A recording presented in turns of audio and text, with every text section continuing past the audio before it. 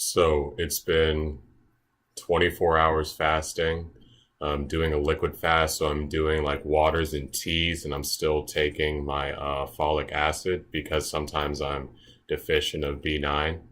But in general, like how I'm feeling, of course, hunger. Like people who say that they're not hungry on fasting, they're complete bullshit. To be honest, just getting it right out there in the air, because the strength and discipline that comes with fasting is being able to overcome that, to realize that it's truly a feeling, and with all feelings, they do in time pass, except for hunger.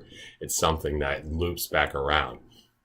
But what's really interesting is that I find myself being very productive, because it's like the times when I'd be hungry, or like, you're gonna go and prepare food or go out and do this. It's like, God, no, your boy's like typing up some forms and creating surveys, answering emails, watching this video, taking notes on the video, you know, doing different things to really like stay on top of my busy schedule. Because that was actually a big reason why I did this fast, is I found myself, everything was like piling up on each other.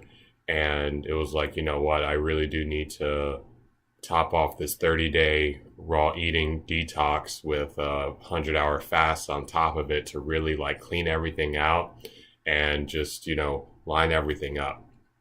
And also with the timing of it, like perfect timing. It's November 1st, the day after Halloween. For those of y'all who don't know, Halloween was originally a Celtic or Celtic holiday, however you like to say it, and it was like their day before the new year started. So this is technically like Happy New Year, because every single society, like the ancient cultures, they followed the like lunar system or seasonal thing, so their definitions of years were a little looser than they are now.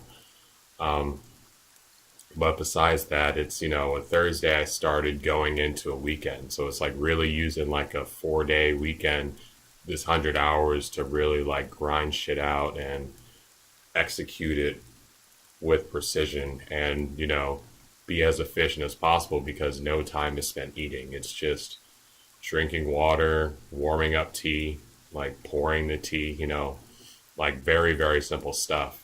Um, and then it's interesting. Like I find myself just like with more energy. You could kind of tell like it's midnight right now, and I'm feeling vibed. I'm motivated. I'm feeling really good.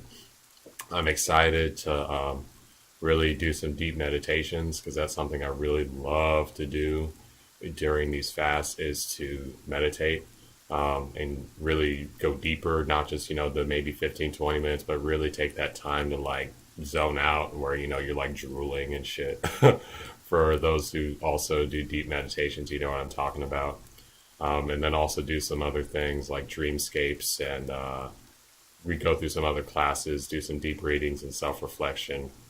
Um, but yeah, like I'm really enjoying this fast, and that's the biggest thing. Like if you ever, or if I'm inspiring you to try fasting, like do your research, check out Zen Life Dan. He's more of a specialist than myself, but more than doing research, have your why. Have a definite reason why you're doing it. For me, I am fasting to cleanse my mind, body, and spirit, to get on top of my schedule, and to really help myself reset my clock.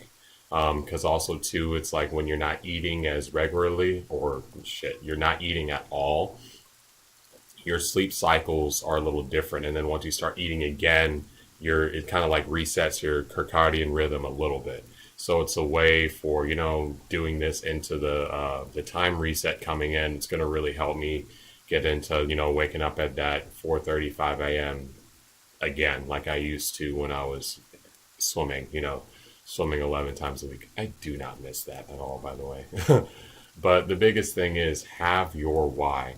Because if you only have a why where it's like, oh, I want to like not eat because I'm going to get super cut, or it's like, oh my God, I'm bloating so much, like I'm just not going to eat and fast, you're not really going to make it.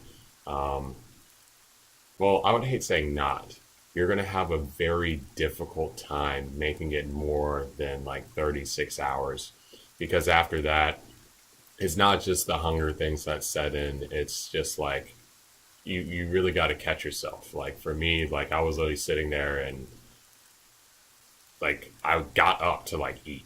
And I was like, oh, wait, no, I'm fasting. I forgot because, I'm still living with my parents because I'm getting my business off the ground and also helping them run the house as they get their businesses off the ground and helping them eat cleaner, eat healthier because they were at risk for heart attack, my dad, and then they were both pre-diabetic, but with basically the type of food I cook, they're no longer at risk of diabetes, and my dad's heart disease is under control and in the process of reversal, which I'm very thankful for. And basically, in that meantime, like I still cook for them. I still, go grocery shopping. And so doing all this and not eating, it's an interesting way to do this fast. Um, but yeah, this is kind of ending it here. It's 24 hours in, gonna do like a 48 to 72, like probably a 48, 72, and like a 100 hour and probably a bonus one because who knows, I might push it a little more than 100, do like 112 or 111 hours, something like that. 111-hour fast. I like that. I think that's what I'm going to do. A 111-hour fast. That's what it's going to be.